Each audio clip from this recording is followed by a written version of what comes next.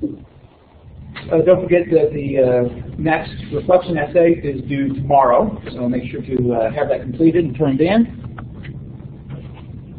Don't forget as well the study guide for the second exam is posted. The second exam is October 27th, so coming up here in a little over a week and a half. So October 27th. October 27th. Okay. We were finishing up on Tuesday with a looking at the politics of or politics and the Reformation, and we finished up by talking about England and some of the things going on there in England with Henry VIII. After the death of Henry VIII, his first heir was Edward VI, who was he was 9 years old when he became king and died at the age of 16. But a very Protestant program. His advisors really were Protestant. After his death, his half-sister Mary took the throne. She was very Catholic, and so as Edward, very Protestant, persecuted Catholics, Mary, very Catholic, persecuted Protestants, earning her the nickname Bloody Mary. And then finally, after she died, also with no heir, her sister Elizabeth, the daughter of Anne Boleyn, became the ruler, and she was much more Protestant. So this back and forth in England between these rulers. Things were slightly different in France. So I want to talk about some of the things going on in France at the time. France and its monarchs had a very complicated relationship with Protestantism. Francis I, King of France during this time, did not like the idea of Protestantism, was very Catholic, but Protestantism destabilized the power of the Holy Roman Emperor Charles V.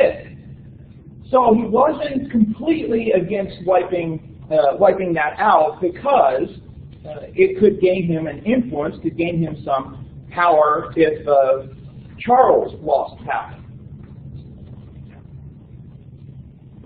So, there was that openness as well. His son, Henry II, was much cooler with respect to Protestantism, very persecuting, I should say, Protestantism. However, the nobles in France were open to Protestantism, and so there was often a power struggle between the monarchs and the nobles over the issue of Protestantism. French Protestants were known as, many French Protestants were known as Huguenots. And the Huguenots especially were interested in destabilizing the Catholic monarch. And so part of, even though they're Protestant, even though they're Christian, there's this desire to overthrow the Catholic monarchy. And so we have throughout the history of the Reformation in France this kind of back and forth between the Huguenots and the Catholics as they're either in power or away from power, as the monarchy and the nobility go back and forth. And so France, throughout the period of the 1500s, was plunged into a variety of wars of religion, religious and political division. And as with most civil wars that we're talking about here, of course, there was a lot of violence and even massacres on both sides. And at various times, though, there were also moments of peace. In 1570, a peace treaty was signed between the two groups, effectively supposed to end the wars of religion. But it did not. The Huguenots were freely allowed to appear in court and appear in various other public places. However, there are a lot of deep-seated fears and anger, concerns for revenge, people concerned about various Protestants in their power. In August of 1572, the Huguenots gathered in Paris for the wedding of Henry Bourbon, who was King of Navarre, a region within France. During this wedding, an assassination attempt was made on an admiral who was a Huguenot. And that led a lot of people to be very suspicious of a particular Catholic family in France. But, on the other hand, the king thinks it's a plot to overthrow him. And so on August the 24th, 1572, there is a massive massacre of the Huguenots. Protestants in Paris and throughout Paris were killed. August the 24th, 1572. It was on the day of St. Bartholomew, the Apostle, right? And so this feast day, and that's when the massacre occurred. There was a planned assassination, and that didn't occur. There was an assassination attempt, yes, and it was unsuccessful. And so, therefore, a lot of Huguenots were killed because there was an assassination. Well, I mean, the admiral that was the admiral was a Huguenot, but the king kind of reads into this. This is, the reason that it failed is this plot, and they're trying to get me, and all those kind of things. And so, even though it's a Huguenot that the assassination attempt was on, the king still thinks this is, the Huguenots trying to overthrow the Catholic government, overthrow the Catholic monarchy.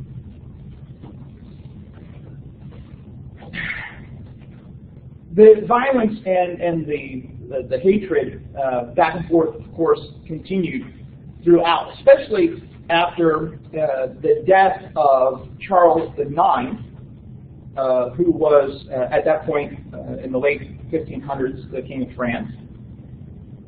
He dies, and his brother, Henry III, takes the throne. Although Catholic, he reaches out to the Protestants and makes a peace treaty with them, tries to bring peace and stability back to France. However, another Henry of Guise, rather powerful family, rather powerful duke, declares war on the Protestants. And Henry III will eventually side with them. And so the wars of religion continue. In this, the ruler of the three Henrys is also Henry Bourbon, who we mentioned about his wedding, King of Navarre, but also in line for the throne. Henry III is childless, getting older, and so Henry Bourbon is in line for the throne as well. Henry Bourbon, had changed his religion several times. He had gone back and forth between being Catholic and Protestant, but at the current time, he is a Protestant. And so he becomes a kind of focal point, a center for Protestant resistance, despite the fact that he does lead a rather immoral lifestyle. So you have here three parties, those supporting the king, Henry III, those supporting Henry of Guise, and those supporting Henry Bourbon. The supporters of Henry of Guise form an organization known as the Catholic League. And these are the ones that are Catholic. And specifically important in all of this are also the observant Franciscans. Bourbon, Catholic League? Guise. Henry of Guise is the Catholic League. The observant Franciscans were very strict about following Francis of Assisi's guidelines for monastic life. But in the midst of all this that's going on in France, they see themselves as being responsible to stop the spread of Protestantism. They have, there's this desire to stop Protestantism. There's this desire for being very zealous for missions, because you have Islam expanding in the East. Then you have Protestantism here in France.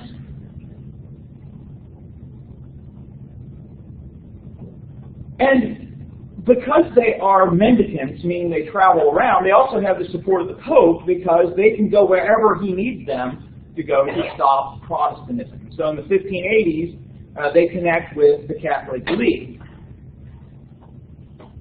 Ultimately, the Catholic League takes Paris, and Henry III will escape, and he will flee the city.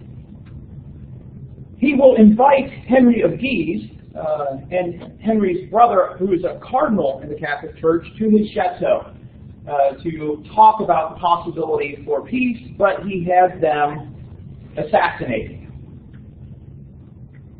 Which confirms to the Catholics who've been supporting Henry of Guise that Henry III is actually trying to subvert Catholicism. So the faculty of the theology at the University of Paris excommunicate Henry III, take him out of the church. Henry III flees to Henry Bourbon, but he is killed by a monk. And so Henry Bourbon becomes Henry IV.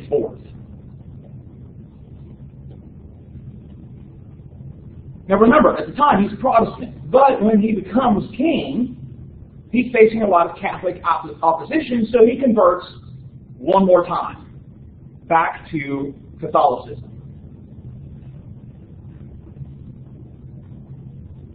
Later in his reign, he will issue the Edict of Nantes, which is in 1598, which gives the Huguenots freedom of worship in all places where they had churches except in Paris. So they're allowed to worship anywhere that their church is already established,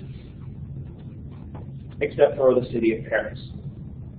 Henry will be assassinated in 1610 by a Catholic who is convinced he is still Protestant, even though he has converted back to Catholicism at the time.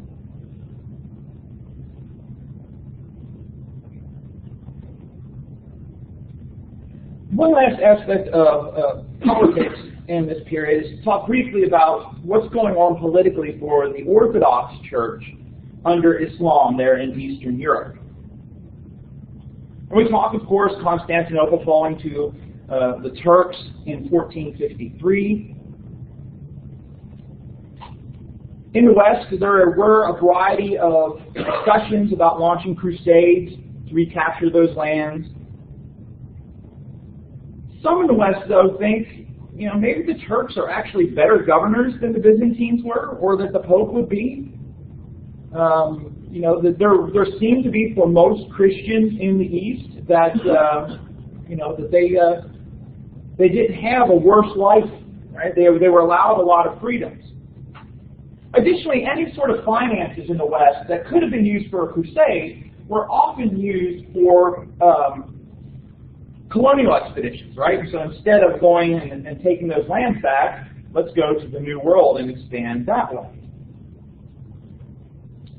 The church was allowed to keep certain rights, the patriarch, but the office of Patriarch of Constantinople became just as open to corruption as the papacy had. And there was also then that political aspect as well. The Patriarch of Constantinople was considered to be the leader of all Christians in Turk-controlled lands.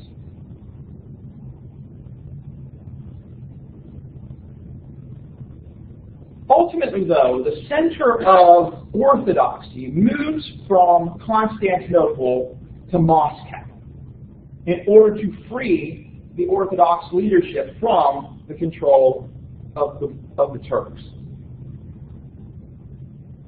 Some people declared Moscow to be the third Rome.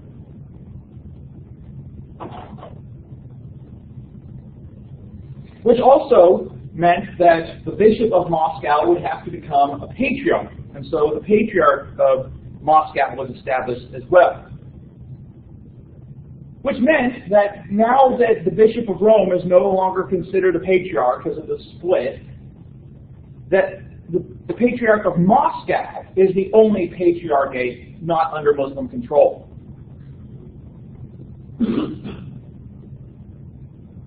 Some Orthodox theologians flee to the east and flee to the west, and of course they gradually hear of Protestantism.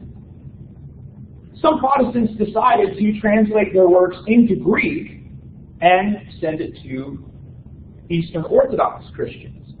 Some Lutherans especially felt that there was doctrinal agreement in some places between themselves and Orthodoxy, despite, of course, the rituals being different. usually the Orthodox response was become Orthodox, right? Don't stay Protestants, join the Orthodox Church.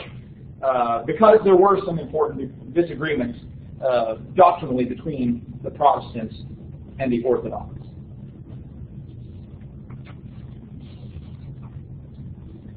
What questions do you have about politics during the Reformation? What year did you say the Constantinople fell? 1453. You're not going to need to know that for the exam.